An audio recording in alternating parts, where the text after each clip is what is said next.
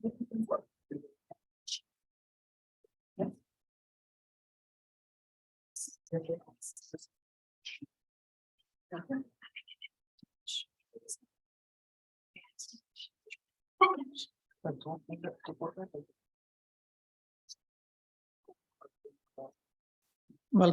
to the ISyE seminar series. We are very pleased to have Dr. Ashish Kapoor with us from Microsoft Research. He is the chief scientist of the Autonomous Systems and Robotics group at Microsoft in Redmond. And his recent research focuses on safety, pre-training of deep models, and data-driven simulation for autonomous systems.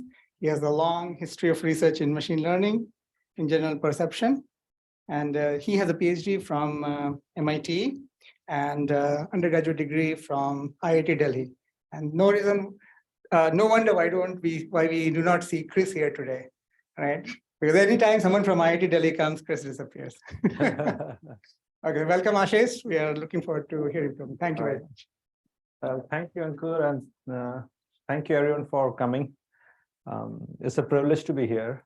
I mean, I've been in touch with Ankur for many years and have followed some of the work. Of course, I'm outside industrial engineering, outside optimization, but I think there are a few ideas I'll talk today, and hopefully that might spark some interest and opportunity to maybe work together.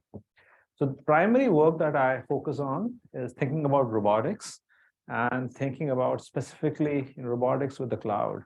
That's our primary means of compute these days. I do believe that there are two things that are very critical for its success, which is simulation and pre-training. And I will explain what do I mean by simulation and pre-training and how they can help us with robotics. Let's see, this thing. Oh, okay. So let's think about how robots were built, say, a decade ago, and how we are thinking about robots now, right? So there's a fundamental shift happening in robotics. And one of the main reasons is, deep machine learning. Right now, the perception, the machine intelligence. In fact, I would say one of the most critical components in robots is being taken over by deep machine learning. It's in perception. If you have any kind of camera, any kind of sensing, which is multidimensional, very likely there is a neural network behind it. There are both good and bad things about it. Good things, deep machine learning has helped us tackle some of these robustness issues that we were facing with classical perception methods. But on the other hand, it's also true that these deep models are very hard to analyze. So safety is one of the things that is being compromised. But deep machine learning is showing up not just in perception, even control and planning, and that's a shift that's happening. And second thing is cloud compute, right? The fact that majority of a compute workload is in a data center somewhere is a big thing to think about. Often, if you look at the way we built robots 10 years ago, was we would consider a computer being on the robot on the edge, and it has access to this perception feed and it can do real-time actuation. But imagine if you have, if you're not relying on that, just because deep machine learning models are huge, there are billions of parameters, some of these, and doing edge compute is sometimes unrealistic. So now these brains of robots are sitting in somewhere on cloud, and then you have to worry about latency. You have to worry about some of these guarantees, the service level, SLAs and things like those. So there is a fundamental shift that's happening. A part of it is also simulation. A lot of field roboticists used to build robots without considering simulations, but simulation is a very important part of the whole tool chain. So the thing is, one thing that I want you to realize is that one of the critical puzzles in robotics is this connection between sensing and actuation, right?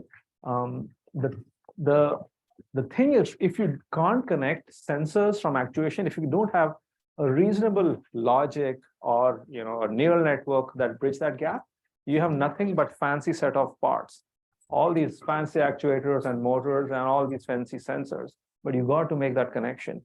So the crux of robotics, I think one of the big obstacles or big puzzle that needs to be thought is this in the realm of machine intelligence. How do you connect perception to action to sensing?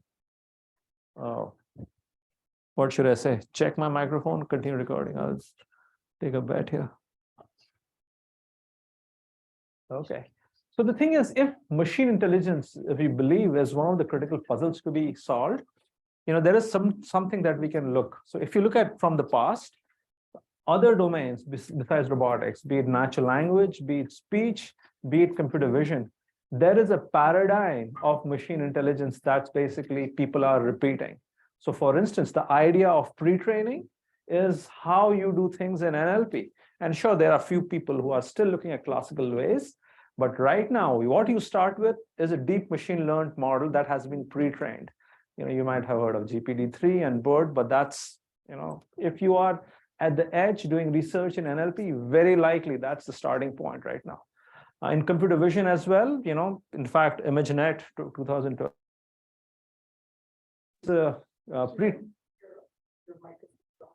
No, it's on. Yeah. Same thing, computer vision as well. Of course, in speech, a big history of using deep machine learning models to do this. We are also seeing advent of these, machine learning models at the intersection of multimodal data. So for instance, vision language, like all this work on DALL-E and Cleva, I'm sure you guys are playing with some of the stability, the diffusion models and things like those. So again, these are showing up everywhere. So if you're doing any machine learning, the first thing goes to like, hey, that's the paradigm. That has been very successful. It has given us non-differentiable jump in performance. So we should think about it. So the thing is, what is the pre-training equivalent in robotics right now? If you go to some of these workshops in computer vision venues or robotics venue, you have computer vision folks claiming openly that robotics is 10 years behind computer vision. And one of the reasons is that you guys don't know how to use deep machine learning. People are still using piecemeal. You have a planner, you have a perception module, you have a SLAM system, and you kind of joining it the way in 20 years ago, computer vision, you might have edge detection with a corner detection, with some optical flow, those kinds of things. So those are the kinds of analogies being made. So one of the things that we hypothesize is that pre-training is the way the robotics is going to happen as well. Right? When you think about action perception loop, you will have a starting point, which will be a pre-trained neural network, right? And again, there are many complexities in robotics. First complexity is that robots come in different shape and sizes. You have something that flies, something that goes on the ground, arms, all kinds, different shapes. The sensors configurations are different. Some of them have camera, some of them are camera plus LiDAR, and the cameras might be mounted in different locations and so forth, right? And more importantly, this is a sequential data, right? It's a sequential data, and it's a continuous time, system, as opposed to many of these discrete size systems that, discrete systems that people have been modeled in natural language. So consequently, the whole motivation is that pre-training needs to be looked seriously from the robotics point of view. And what can you do with it, right? There's some splattering of some of the work that's kind of pushing envelope on the space, but it's very beginning, like it's in very infancy, I would say. So again, the thing is, I want to also bring together why simulation matters. Right? So one of the things that we have realized is that as you increase the size of the training data set, your performance goes up, and that's the property of neural networks. More data you have, the better it is. And if you look at the size of pre-trained model in robotics right now, if you look at the literature, they are around order of 10 million parameters. Whereas if you hear pre-trained models in natural language, they are a few billions, 1, 2, 3 billion. All these, GPT-4 probably tens of billions of parameters. So the number of parameters we are using for pre-training in robotics is way, way, way, way smaller. And why is it the case? The reason is lack of data on which you can pre-train. We don't have access to web. We don't have access to, for instance, World Wide Web of images and text on which you can actually throw at a deep neural network. In our case, we very likely will have to simulate this data sets. So the simulation becomes a very critical part. Without simulation, I don't think you can get to the successes we are seeing in other domains. So hence, pre-training and simulation go side by side, and you cannot ignore one for the other. You cannot just say that I'm just going to go pre-training and not worry about simulation. You have to worry about simulation and start generating realistic data on which you can train AI models on. Right? So this is the overall framing, and I hope it gives you a sense of what our beliefs are and what our foundational hypothesis is, right? And thinking a little bit about simulation, another trend that we are seeing is the fact that the way we do numerical computing is changing, especially advent of cloud and deep machine learning. And again, this is a very initial work, but things are accelerating. So differential calculus, integral calculus, and to a certain extent, a little optimization are being changed because of deep neural networks as well as cloud computing. So if you're building blocks, the foundation blocks of simulations are changing, simulation is ought to change. Next 5 to 10 years, I think we got to be thinking about if your numerical computing paradigm is different, how is simulations going to change? I mean, if you think about simulation is one of the primary applications of supercomputing or computing in general, right? In my 1940s, 30s, when you think about Feynman architecture, simulation was the primary drivers. That's very interesting that it has taken almost 80 years to change that paradigm.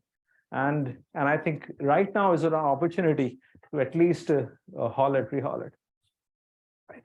So I'm going to give a very, very broad, I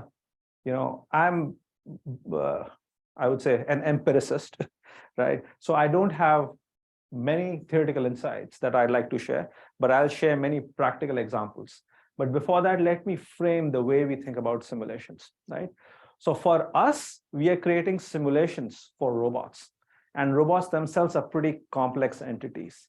So consequently, instead of thinking about simulation, we think about this thing called spun on the word simulation, which means a gaggle of birds flying together in a formation where together they achieve something bigger than individually they could, right? So I'll give you a very simple example. So for us, we are creating simulations out of collection, which generates some time series y given some inputs, and of course delta is a notion of time, right? And let's look at a very simple simulation. This is the first simulation that we created in 2016. It was called AirSim. It's an open source simulation, and if you're in aerial robotics, probably you are familiar with it. But the whole idea is that let's think about a robot, which is a flying robot, and how would you simulate it? And if you're trying to simulate it from the first principles, you are going to write down these dynamics equations, or these, the way how the system evolves. And a drone, imagine 4-propeller drone, it has motor, it has propeller mounted on the motor, and of course they're connected via an airframe. So you are simulating all of those 4 things, and together those 4 things are, define a system. But this system is in a larger space, a larger environment. So for instance, there might be wind that might be blowing it, there might be wind gusts. There's a physical environment. If you just keep flying it, if you hit against a wall, bad things will happen, as opposed to free space. So there is an also aspect of simulating the environment around you. And specifically, we are interested in autonomy. So we also need to simulate the sensing. So for instance, if you have a camera mounted on that drone, how is the world going to look like? And not just camera, what if it was a LiDAR or a radar or IMU, for instance, IMU, inertial measurement unit, very critical component for drones because it kind of is used to estimate the state. But if you're trying to create a simulation, you've got to create the simulations for those things as well. And finally, I want to simulate the entire AI pipeline, the entire autonomy stack. So you also got to simulate, you got to have software in the loop. If you have a neural network doing perception for you and then doing control for you, so you got to simulate. So all of these things, the way I see it, they are simulations. You might think they're different programs, but in my head, they are simulations. These takes input and have outputs, and sometimes they're in parallel, sometimes in sequence. And in the end, you have a rich collection of simulation that's modeling the behavior of something realistic in the environment that you want to control and you want to learn about, right? And this is a simple quad rotor, right? Now imagine thinking about larger robots, larger, cars, larger, other phenomena, including weather, for instance, right? So this is the framework we think in, which we call neural simulation. And the idea, the key objective of this whole framework is our ability to create composition of multiple simulations, right? And here is the thing, one thing I realized while creating AirSim was that there is nowhere in the world that you can actually have a single team create different kind of simulations. There is physics simulation, sensing simulations. So we got to build upon knowledge of existing simulations that others have created. So we need the ability to build upon existing knowledge base. None of these blocks, in fact, for our AirSim, actually maybe 1 or 2 blocks were created from scratch. We actually pulled in a bunch of existing simulations into this framework. And so the natural question really is, this is more from the software engineering principle point of view. How do you create scaffolding where you can pull in these existing simulation in a manner that they can work together with other building blocks, right? And finally, like when you have these collection of simulations that talk to each other, you also have to kind of fine tune it, right? None of this just works. Of course, there are some parameters, there needs to be some kind of, tweaking of those parameters. And our idea is that it needs to be data centric. So as an imagine, can you then use those data traces the way we, for instance, fit a function to fit these parameters, right? So that's the highest level idea, right? That's the philosophy. Again, some of pieces of this philosophy, it has been implemented. Some of them, it's a hack job, right? We are still figuring these things out, but that's the framework that we work in. And again, this is not just limited to robots. We work on weather modeling as well. So for instance, in this case, you have multiple simulations. You have a European weather model, you have the US model, you have GFS, and then you have a bunch of realistic data coming through real world observations, remote sensing and radiosondes and all those things. And then what you can do, actually, you can use this framework to pull in all these modules in order to create a super simulation, which can be on the go, improved in an online manner, right? So it's another example, which is outside the domain of robotics. But this is the overarching philosophy. And feel free to stop me if you have any question. So I'm going to just give you a sense of, right, imagine if you had this ability to create these cascade or this composition of simulations in a manner that can be, for instance, tuned in a data-driven manner. What can you do? So I'm going to throw a few examples, right? So this is, so we do a lot of work in aerial robotics. So aerial robotics is basically our robots, and autonomy is a big part of it. So what I'm showing you is an example of what we call an instrument landing system. So instrument landing system is prevalent in commercial airplanes, right? If you have landed in an airport with clouds, very likely you have already experienced this. This is a critical infrastructure at big airports. Each of them is order of $2 million. But what it is, it's basically a beaconing mechanism, radio beaconing mechanism that tells an airplane its location and state with respect to a runway so that you can do blind landings, right? That's what it is. It's a very critical piece of equipment, 50-year-old history, very robust, people use it all the time. The thing is, as we have advent of new kind of robots, and as you plan to have these robots land at every single building in the world, this solution is not scalable, right? And you are looking at newer ways. And one of the prevalent ways is machine perception. So perception action loop with cameras. And of course, part of it is deep neural network. So imagine that's a landing pad and you got to have your drones and your people carrying vehicles come and land. And if you are doing perception, you have neural networks. And if you have neural networks, you know how fragile they are. And probably this is an example that you have seen hundreds of times by now. A very popular topic in machine learning is robustness of these neural networks. The idea is that you add imperceptible amount of noise to any image and suddenly your neural network crashes, right? And that's is not desirable at all, right? So the problem again, is that we understand the fragility of the neural network, right? We also kind of understand that these kinds of attacks, while they are good for demonstrations, these are unrealizable. as in no one's going to go and flip your pixel, right? Unless you change the environment. I mean, these are right, but at least there's something we can do. What we could do, we basically propose is that we'll use the same idea, but instead of worrying about attacks, here's what we're going to do. We are going to create the whole system in simulation, right? And the entire thing is simulation. For instance, here is the physical environment, and it is parameterized by a certain parameter. In this case, for instance, how should a landing pad be painted?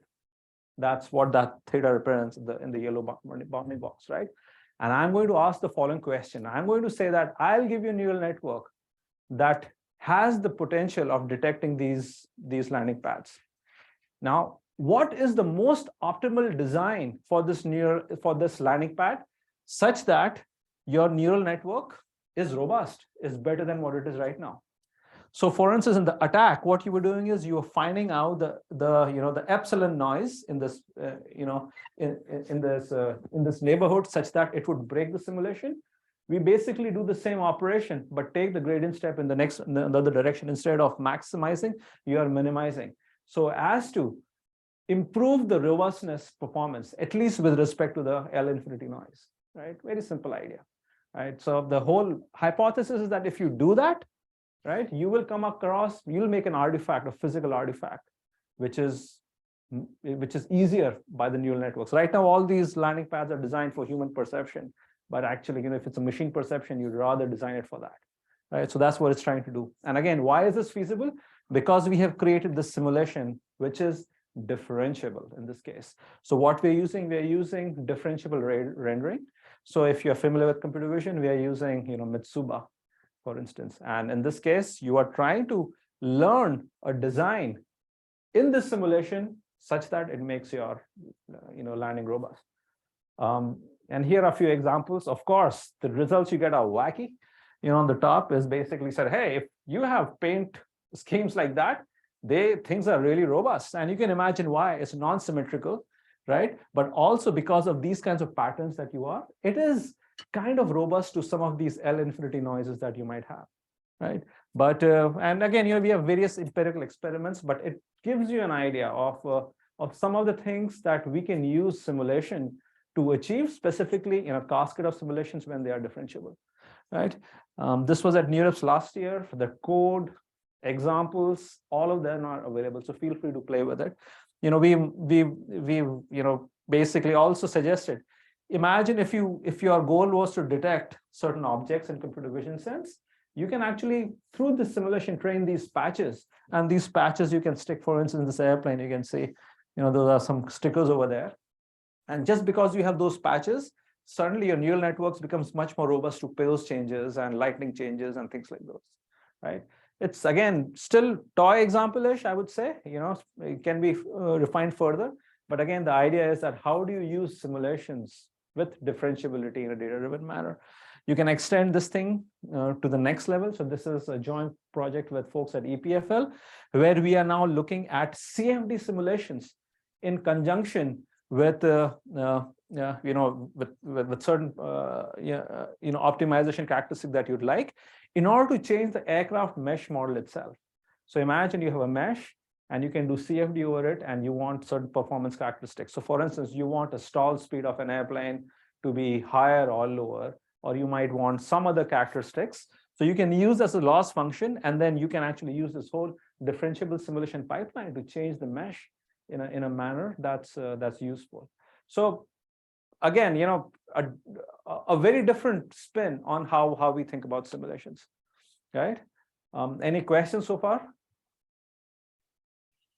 Okay, so I'll keep going. Okay, so again, I gave you a sense of what is possible if you have differentiable simulation. There's a question? Yeah. How is this different from something like deep reinforcement learning? Yeah. So deep reinforcement learning is policy, right? So deep reinforcement learning is how do you optimize over a set of actions.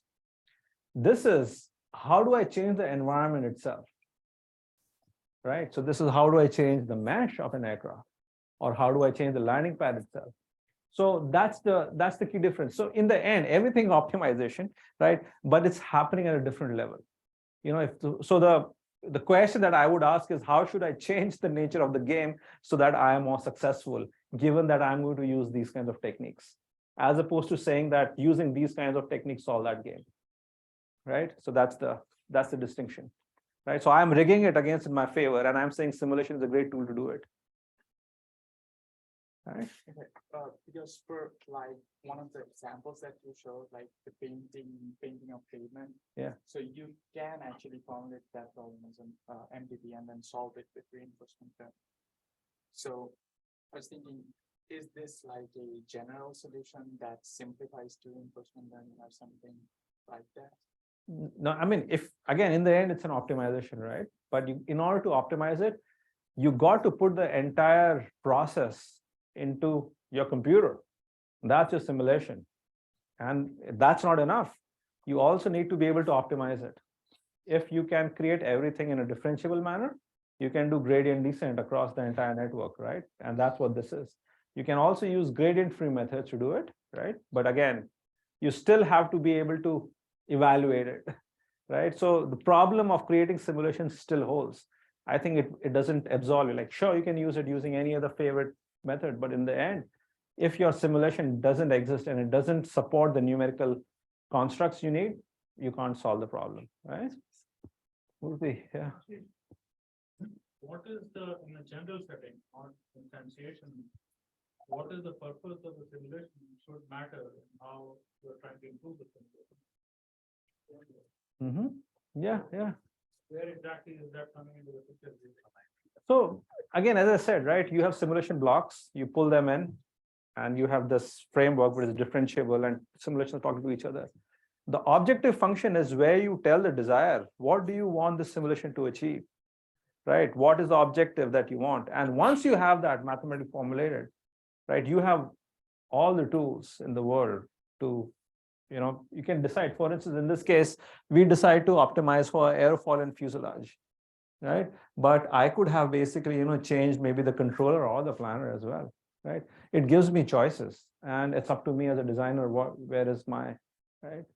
So that's the idea. Like if you think about it, right, we have in the drone setting, we have simulation of every single thing, right? And because everything is in simulation and everything is differentiable, I have the ability to change any of the components.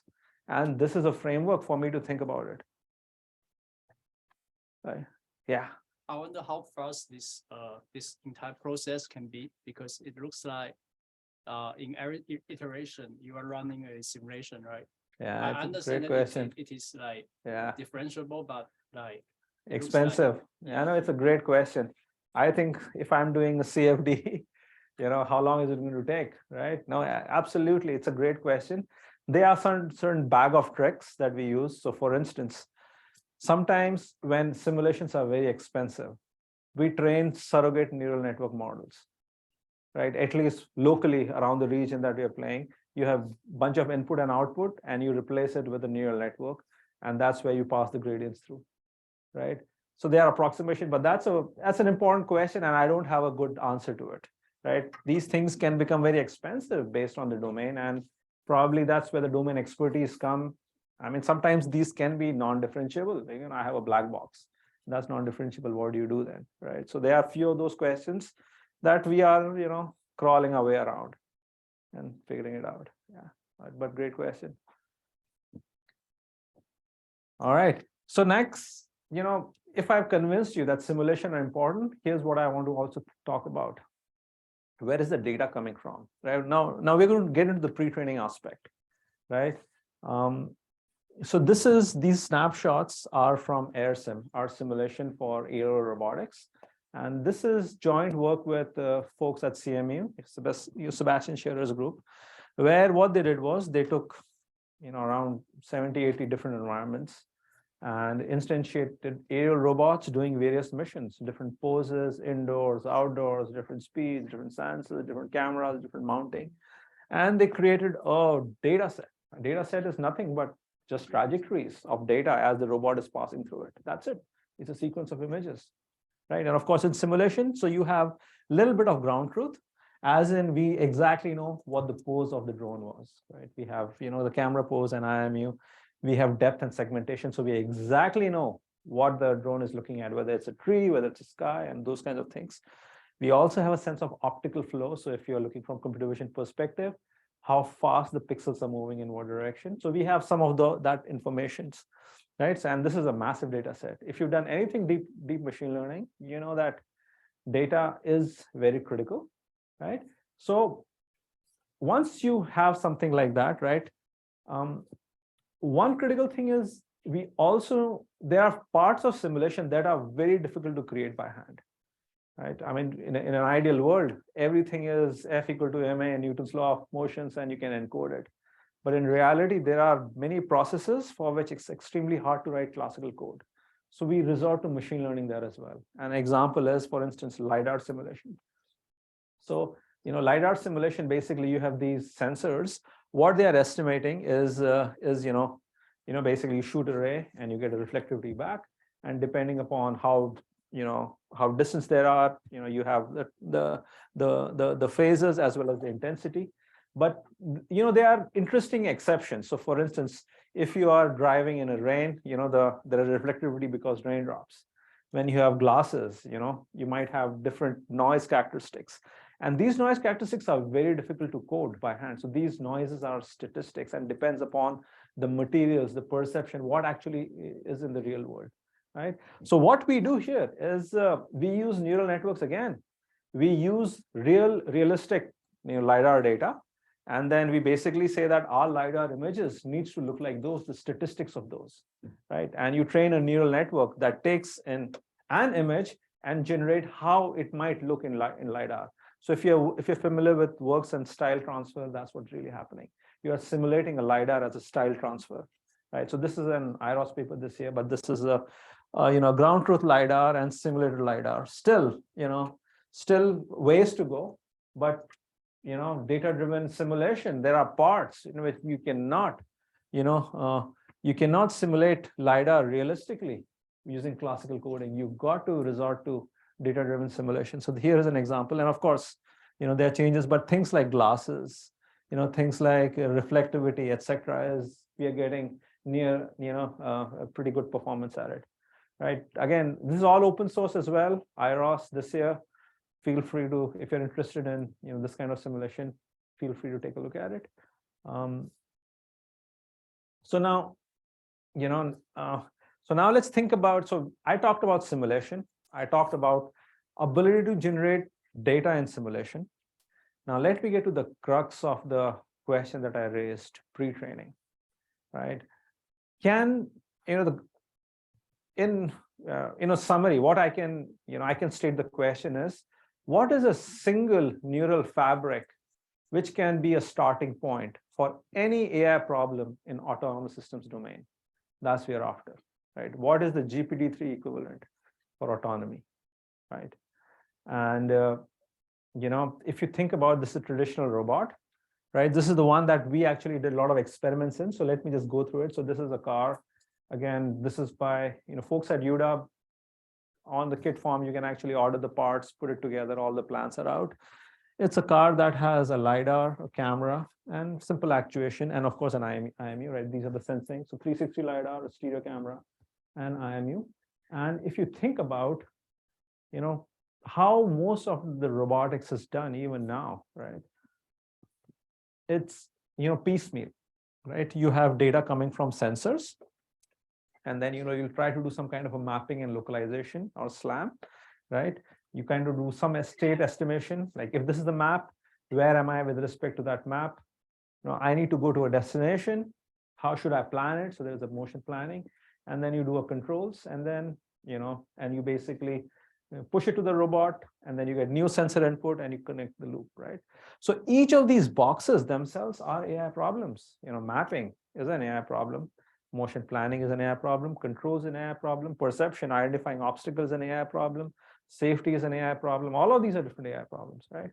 So what we propose is that, sure, you can do this, and this is how robotics has been done, but still it's very fragile. I mean, it's nowhere close to the robustness that we need. So consequently, we'll resort to deep learning kind of paradigm. And this is a novel paradigm that's, we are trying to push on our robots, which is that there is a generic pre-trained model, but this is the starting point for any AI-centric problem that you can even think of, including end-to-end control, right? So we have two versions of it, and I'm going to walk you through both. One is called Compass, another one is called PACT, but this is GPT-3 equivalent, right? This is where you come. This is where you start with, right? And it can do mapping, localization, mapping, planning, controls, perception, everything, right? So the first version of PACT, so this was a couple of years ago, was very heavily focused on perception. And again, coming from computer vision, because perception is one of the toughest problems in autonomous systems. So we started there. So the idea is that you have a cascade of sensors. You don't know the pose where they are mounted, but they are spewing some real numbers, right? So what we are going to do is we are going to think about a pre-training model as a projection into some latent space, right? And of course, this latent space is such that once you project into this latent space, it captures information about, for instance, how the world looks like. If a robot has 1 billion times traversed in hallways and carpets and stairs and all that, it kind of has, this model should encode approximate geometry of the world. This is how the world looks like. This is how the corridors usually are. When I'm corridor, this is the kind of distribution of corners, and this is the distribution of doorways I can expect, right? That's encoded in there. It's also encodes when you move, when you apply some kind of a force, like what kind of movement it is. You go forward and often within these ranges. And if you're moving fast, then your rate of turn is the radius of turn is much more when you are slower and so forth. Right? All those dynamics also are included in there. But that's what the spatial temporal representations are done. What you're trying to do is, given all these images, all these sequences, you're projecting into a space such that when you want to do perception or control or planning, you can actually build upon this presentation. So, but the question is, how do you train something like that? You do training using this paradigm of reconstruction, right? And this is a paradigm of reconstruction. It's showing up in neural networks a lot. So for instance, when you're training a GPT-3 system, what you try to do is, given a natural language corpus, right, or bird, right, what you do is you mask certain characters and you ask the neural network to fill it. That's your pre-training, right? You have billions and billions of characters and you say, all right, just fill in the blanks. I'm randomly mask these things. So in the end, you have a representation that has the ability to statistically model all these non-parametric and highly complex statistical dependencies. That's all it is, right? So pre-training, it's not trying to solve a problem. All pre-training is, I have a bunch of data given to me and I mask things here and there and I have to reconstruct it. And in the process of doing so, you come across these representations that hopefully capture the information that you need to solve mapping, localization, and control. That's the basic hypothesis, right? Yeah. Yeah, so how can you deal with like the different communication of your input data? Yeah. Quite different. Yeah, absolutely. I think it's a great question. So that's where the masking comes. So imagine, right? I have a data slice that has a camera, LiDAR, and a radar. I mask part of LiDAR, part of radar, and I say that basically using this neural network that projects it and encodes it back, I want to reconstruct all the three modalities. So the parameters themselves basically start to learn that, all right, in this mask completion task, I mean, these are the parameters that will let me reconstruct this. So that way you do have that parity. There's a cross-modal learning that's happening, right? Does that make sense? So even if there is a perturbation a little bit, right? Because it's a reconstruction task, and hopefully at some point in time, you have seen some cameras moved around and you have reconstructed them well. It starts to learn that I can, deal with certain kind of transformation, certain kind of missing data. And again, that's why it's very important to have tons and tons of data. That's why having few thousand samples won't do. You are looking at billions of trajectories here, right? Right. So this is the first version, but I'm going to give you a new version as well. But here's the idea. Idea very simple. You have a ton of data, reconstruction as a paradigm for pre-training. And once you have this pre-trained, this is a representation that captures spatial information, dynamic information, sensing information. And so that when you need to reconstruct perception, control, and planning, you can do that. I'll give you a few results, right? So again, let me see how far, what's the time, Ankur? Let me make sure I plan it accordingly. 20 minutes, okay. So again, you know, if you go into the guts of it, it's basically reconstruction, right? And different sensor modality have different kind of information. Some modalities are richer in, for instance, in velocity and acceleration.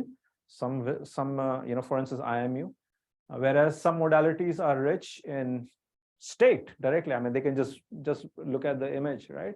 So you have to treat them slightly differently, but in the end, the philosophy stays same. You know, we are trying to reconstruct, and that's what the pre-training is. Pre-training is just explain the data without any, it's task agnostic. You are just trying to just explain, that's all, right? And again, this is a model, 50 million parameters, 30 hours of GPU time. Multiple modality is the critical aspect of it. So three tasks. I'll show the demonstration on how this thing works. So you have, you know, drone navigation. So for instance, drone racing, you might have seen those videos where there are gates and you're trying to fly the drones through it. The other example is car, right? So there is an autonomous car that's trying to navigate through a road. And the third thing is something called visual odometry. If you worked in robotics, that's the first step, very likely, that you start with, which is given a bunch of images. You try to figure out what pose the camera is, right? What trajectory the camera did. So those three tasks, very different robots. You know, one is control task, two are control tasks, one is state estimation task, right? So this is, let's start with the visual odometry. The reason, because they are established benchmarks. So, you know, Kitty data sets, it's in computer vision and autonomous car, it's an established data set. So what it is you have a bunch of images, and it's a video sequence captured by a robot as it navigated through an environment. And from that sequence of images, you got to reconstruct the camera poses. So camera poses being indicative of what the robot did, like what trajectory it took, right? So that's the task. And what you do is you start with this pre-trained model, right? All these images, what you do is you project into this model, into that latent space. And from that latent space, you have a very simple regression task that takes an image and it basically tries to regress to what pose the camera might be. And, you know, you do a simple machine learning and basically, you know, these are the results. You know, if you're interested in details, this is an IRS paper this year as well. But visually, you can see, you know, the ground truth was the black, for instance. And there are some state-of-the-art methods that we are plotting here, the blue and the orange one. So the blue is I would say the classical, you know, one of the state-of-the-art classical methods. The orange one is a deep learning based VO method specifically to solve VO, not using pre-training. Whereas we are the green one, right, which is basically starting from pre-training. You're just tweaking some top neural networks for those. Right, so getting state of the art with the pre-trained model, I think it's a good starting point. You know, here's another example. Let me see if I can turn the video on. Yeah, we can. Right. So in this case, what you basically have a drone navigating a set of gates. Again, that's the image that a drone sees. This image gets projected into that latent space. And from that latent space, you have another couple of layers of neural network that you're trying to learn. What should the control signal be? In this case, the steering angle. So you regress to a steering angle given that image. And again, you know, the inherent latent space is the same. You know, you're starting from there. So of course, you know, there are tricks. You can see the reconstruction we are doing there. So you can see that, you know, how it gets projected into the latent space and stuff like that. This is a third example, same thing. You have a car, a camera mounted on the dash, looking at the street. And in this case, cones are the ones that are telling you what path to take. Image to a steering angle regression. The way you do it, project the image to that latent space, train a very thin layer, you know, fine-tune neural network on top. That does it for you, right? So again, at least 3 examples where this pre-trained representation is kind of helping. So it basically gave us a sense that, you know, this is possible. So now our next step was really about, you know, going after really large models, right? And of course, this is one way to do things, which is very perception heavy. It still is not capturing the notion of sequentiality, right? The reconstruction is happening frame by frame basis. the fact that autonomous systems are continuous time, we got to at least think about that, right? So the next one is which we call PACT, which is akin to a GPT-3 model. So again, if you're thinking about natural language, so what does a natural language does? It's an auto-regressive objective for pre-training. So, you have billions and billions of sentences. So what you do, you just say, I'm going to have a neural network that's just going to predict the next character. That's it, next character token, right? That's the pre-training. It's not task specific. You're saying, hey, this neural network's job is to just predict. And out comes GPT-3, which is a representation that now everyone is using to do dialogue, to do sentiment classification, to do generative text and everything, right? But the crux is that your generative models are doing something very simple. It's just trying to explain. We call it, in machine learning lingo, you call it self-supervised learning, but that's what it is. So we can have an equivalent in the robotic space. So imagine I talked about the Arthanair data, where you have a bunch of images being captured as the robot is moving through this environment, right? So we have a sequence. We have a sequence of perception and action, right, as going through. And what you try to do, basically similar architecture, like if you look at machine learning transform-based architecture, everything is same now. It's mind-boggling that, all of these networks, all of them look same. In fact, there is a paper from, Aditya and those guys, which talk about transformers as universal computing machines, basically saying that, hey, these guys are so general that you can pretty much solve, anything. So in this case, our architecture is very similar, modulo a few changes here and there. But what it is doing is the same thing. Given a sequence of perception and action, it tries to predict what the world is going to look like if I took this action and what action I'll take, right? It's the same thing, fill in the blanks kind of pre-training that's happening, right? Yeah. It's just transformers, yeah, topology, transformers. I mean, it's just how many bricks, transformer layers are there. It's very similar. It's hard to disambiguate a lot, right? I mean, it's very regular structure. Yeah. Right. And so again, state t-1, at-1, you try to predict what state and action are, and you go for it. That's it, right? That's the pre-training. I have a sequence. I just try to predict what's the next best sequence in an auto-regressive manner, and that's how I train it. The magic is, of course, this architecture and ton of data, billions and billions of examples, right? And we have few folks who are into statistics modeling, right? And coming from machine learning school where Bayesian inference was a big deal, like this was when I first started playing with this was mind-boggling, right? So for instance, again, I'll show you an example. So this is a simulation that we created using similar principles I talked about, but this is simulation right now. So what's happening is that randomly we pick a source and a destination, right? And use traditional robotic path planner for it to go there. And we record the entire trajectory, and we did it millions of times. So we have millions of these trajectories. The sensing here is a LiDAR, so 1D LiDAR, so it's an image. That's the perception, and action is the steering angle, right? Very simple. Multi-dimensional perception, one-dimensional steering output, right? And then you train this auto-regressively to the transformer model, right? So here, oops. Okay, so once you have that pre-trained model, right? Once you have this pre-trained model, the next video I'm going to show is I am just going to let it run, right? I don't tell the robot what to do. I say that, all right, just generate a bunch of action sequence and let's see what it does, right? And it is as if this guy is strolling in the corridor without any purpose, right? That's what it is doing.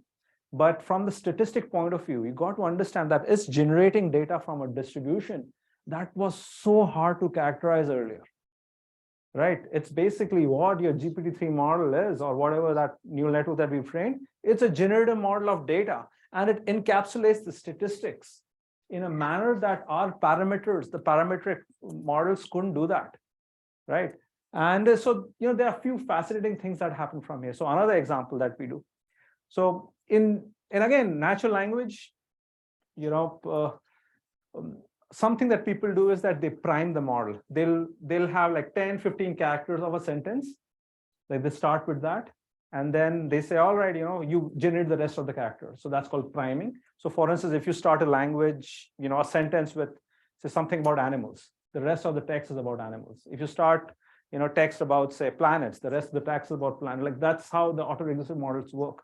So in this case, we did a similar example, right, which we call priming. So in this case, imagine if I have a robot and I basically let it run in a straight line for a few seconds and then invoke my generative model and say, you generate the rest of the sequences.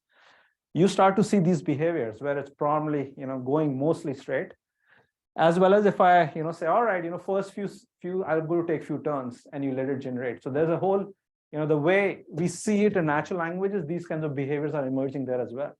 So it's a class of statistical generative models that I think needs to be studied, pretty deeply, right? We are able to generate data from distributions, sample from these data distributions that I think were very hard to characterize, right? So it's a, right now, this guy hasn't been programmed for anything. All it's just generating data and just moving around. That's all it's saying, right?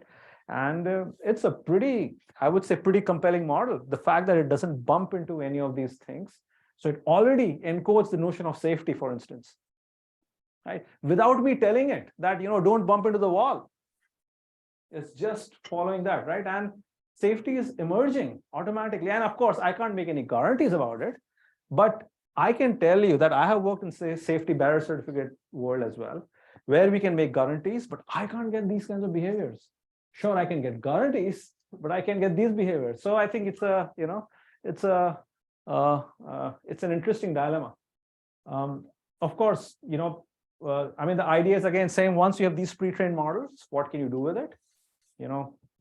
We can do mapping, we can do, real world navigation. So for instance, in this case, sim to real is introduced as a fine-tuning task. So in this case, you have images from a real world robot, and then you project it to the representation, and then you have fine-tuning layer on top that says, all right, if I'm seeing images from the real world, can you at least take care of it? And indeed, that works well. So we have sim to real on top of it.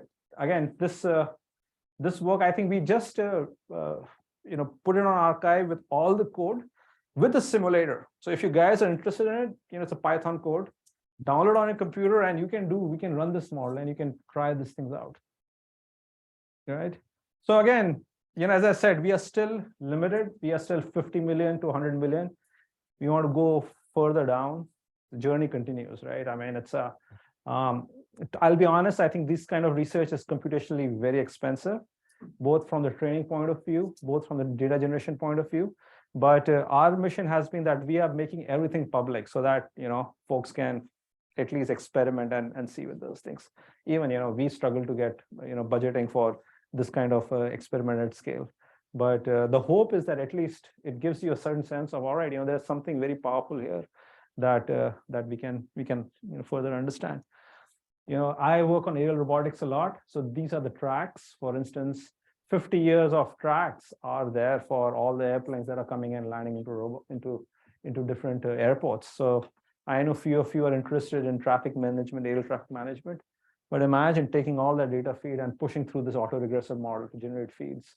I think which is a very interesting topic itself. When I think about pre-training, right now I showed you a bunch of robotic tasks, but I think there is a lot. We talked about using neural networks to create simulations as well. So I do believe that this pre-trained network that we created, we can also reutilize to create better simulations as well. So it can be, you have some data from simulation, train these pre-trained models, and then create better simulation and keep the loop and keep cranking like that. So there are lots of things that you could do. We think about natural language, combination of natural language with some of the autonomy things and so forth, but a lot of things.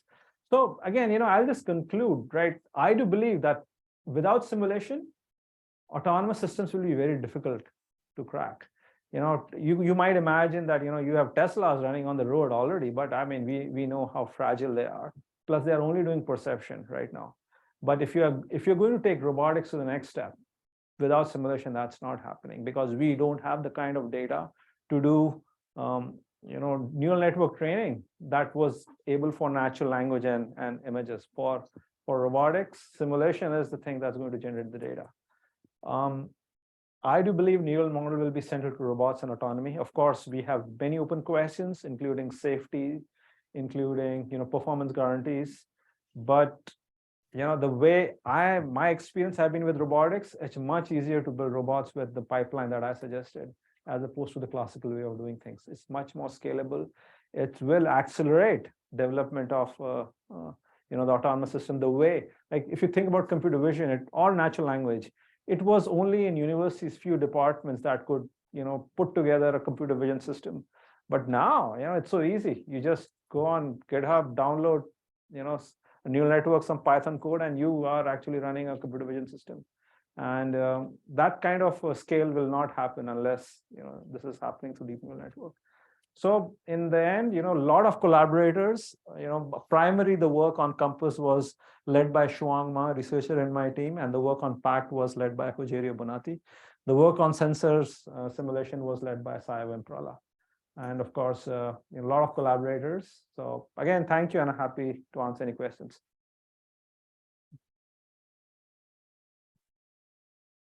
Any questions? Would you talk about or mention the cost, the computational cost? Like how much and what can be done within the scope of academia? Yeah, so I think so. There are two things, right? So one is the cost of data generation, right? And the second thing is cost of neural network training, right? So the cost of data generation is a non-trivial cost, to be honest, right? So for instance, to run a simulation like AirSim at a scale on 100 environments, it's not the cost of just running on cloud, but also the cost of engineering, because these are pretty complex systems, right? Likes of Uber's failed, for instance, to create a good simulation environments, and so it's pretty hard. So the way we think about it is that all our work, right? I would say that we probably generate the most amount of simulated data in the space. We make it totally public. Like Tartan Air is an example. The version 2 is coming out soon, right? And so I would say that that is a cost prohibitive, right? I mean, it's months of right. If you think ImageNet took $1 million, this is probably 5x at least, right? I mean, there needs to be some effort, but I don't think it necessarily needs to belong in academia. On the other hand, the question of neural network training, right? Again, if a bunch of advance in neural network training happen in academia, right? So for instance, AlexNet, for instance, right? For that scale, I think academia can still do this, right? With the newer ideas, for instance, with the diffusion models and things like those, where there is a push to reduce the cost, I think things still look promising, right? But on an average, like I'll give you like Compass models, it was a modest GPU cluster. Of course, it took time, but I think that's feasible in academia. But the next level, if you are trying to look at GPT-3 or GPT-4 level of things, like even it becomes difficult in industry. I mean, you got to go and raise money for that kind of thing. So there is enough, right? So for instance, if you go and work with the PACT code, I think any of you with at least one GPU should be able to run it, right? And there are a lot of good questions that still needs to be answered there. And the data is made available with pre-trained models of the environment that you have learned from. Yeah, so the simulation, the data, as well as the neural network, as well as everything is there. Is it safe to say that the pre-training is something that you go to school, you learn about the world, you explore, and you make a model of the world from which you can actually solve multiple tasks? So you're actually separating the learning part and optimization part, right? Yeah. So think about if you are a robot, right? What information you need to navigate to? You need the world, you need the understanding of the world, at least the geometry. You need to know that this is what the world looks like. There are walls, there are things, right? So there is you need to understand when you take an action, what changes? How do you move, right? And the third thing is basically some idea of what kind of problems you might be wanting to solve, right? Go from A to B and things like those. if you can encode bare basic information where you can solve these three things, that's what your pre-trained representation is, right? And the belief is that by solving this reconstruction task, you are capturing that, right? The reconstruction of the sensor signals give you idea about the geometry of the world, right? The idea of predicting a little bit future in time encodes the idea of dynamics, right?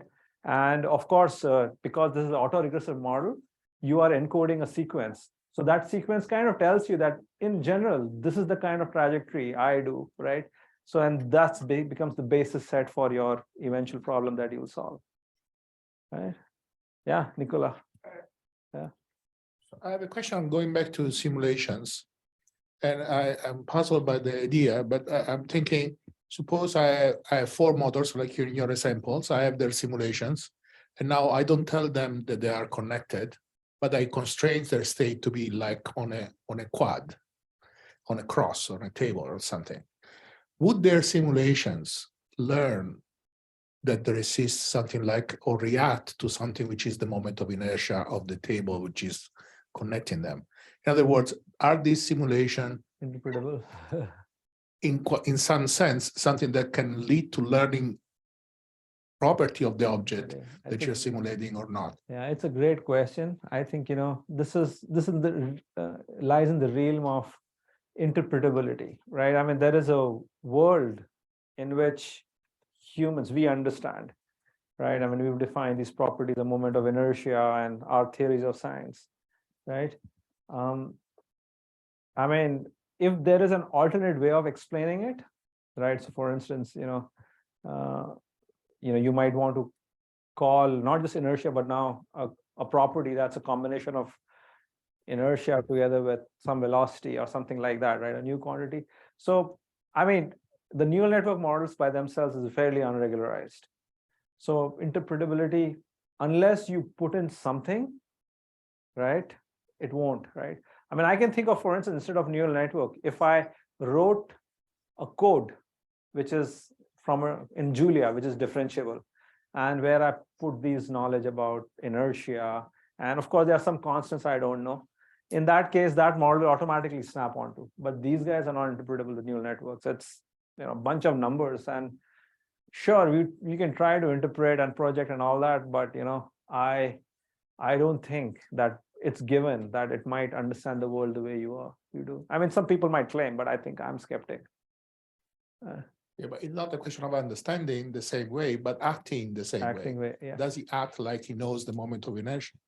So again, what does it mean by act like it knows moments of inertia? Because if I have to simulate simulating the regular Simulink, right, I will have to give the moment of inertia, I have to give the Euler parameters and all these things, right? The only thing these models are trying to do is minimize the divergence between what they have observed and what they'll output.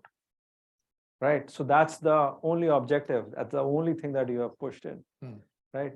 So the trajectories should look similar if it's trained well. Right. But does it mean that, it understands moment of inertia? I don't know. I respect that. Okay. Yeah. Thank you. Yeah. Murthy, and then we'll go to you. Yeah. So when you design these transformers, is there the encoder, what you say encoder, and what you have a decoder there, and you have an attention aspect to it, correct? Yeah. So the dimensionality of from the input space of the encoder to the output space, all those things, they're black magic. I have students who knows, or researchers, they have worked in this space so much, and they, we do search across multiple architectures and pick something that works. It's not trivial. So the output dimension of the encoder is, again, you experiment over many different dimensions, is it? Yeah. It's any neural network, right? I mean, you have parameters, hyperparameters that you have to search over. Yeah, I mean, to be honest, right? That makes me not happy coming from, in this space for being 20 years, because that was always a thing. But to be honest, like the workflows in neural networks, they are okay with this challenge. They're like, all right, yeah, that's the lay of the land, and we'll do whatever. Yeah, but I mean, trivially, if you make the dimension to be the same as the input space, correct? You lose the transformer structure completely, correct? No. So again, if you look at the transformer, right? I mean, there's a transformer encoder and transformer decoder, right? And there are some bits which are just encoded. They're just transformer encoders. There are certain architectures which are just the decoders. There are some that do both. So it depends upon how you're modeling it, right? But yeah, I mean, you can actually have the same dimensionality of input output, but the role of the transformer is to ensure that right kind of projections are done so that the projections are there's still information in there. So maybe we can take questions. Yeah, there's one question. I think let's do one last question. Yeah. Could you give a little bit more details about what is the difference between like training a neural network and pre-training? Because it's kind of confusing about this name pre-training. Yeah. And it's a great question, and I think it's a subtle difference. Supervised training versus self-supervised training. Right? In regular neural networks, you have inputs, right? And you have an output, right? And you are trying to, given X, I want a neural network that predicts Y, right? And you do gradient descent, backprop, and you have a neural network. That's regular. That's what the first principles neural network training that comes, right? But in self-supervised training or pre-training, you say that I'm going to actually have a neural network that kind of has information, for the domain. It's encapsulated in it, right? So all you have is X's. You might not have labels at all. You just have X's, a sequence of data, right? And you say that this is a sequence of data that I have. Here's what I'm going to simply do. I'm just going to mask few of the inputs. And then I'm going to say, hey, neural network, reconstruct this. And you do it enough times, mask enough times. Now your neural network encapsulates information about that data distribution that you've seen, right? And this is through this, this exercise of hallucinating, right, multiple times. And that knowledge that's encoded, right, is very useful because it summarizes the billions of trajectories that you have seen in the past. So when a new data point comes, you basically project it in there, and the representation that you have is a combination of all the billions of things that you've seen in the past plus your thing, right? So that's what the pre-training is. Pre-training is basically creating a statistical model which distills the information of all this amazing amount of data that you've seen, right? So it's not trying to solve a task. It's just trying to capture these statistics, higher order statistics that are very important.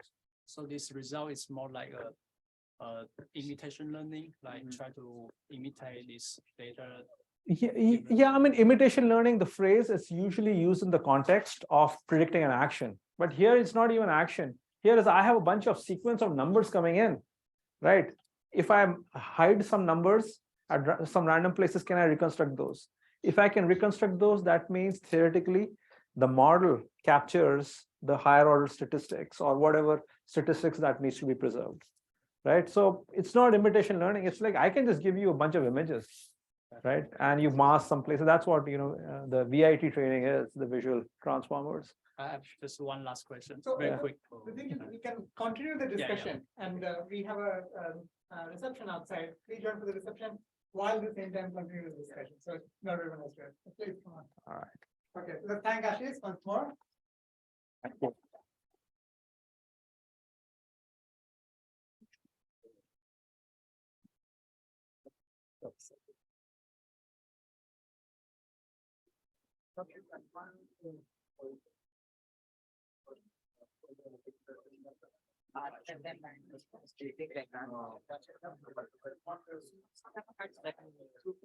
How did you take the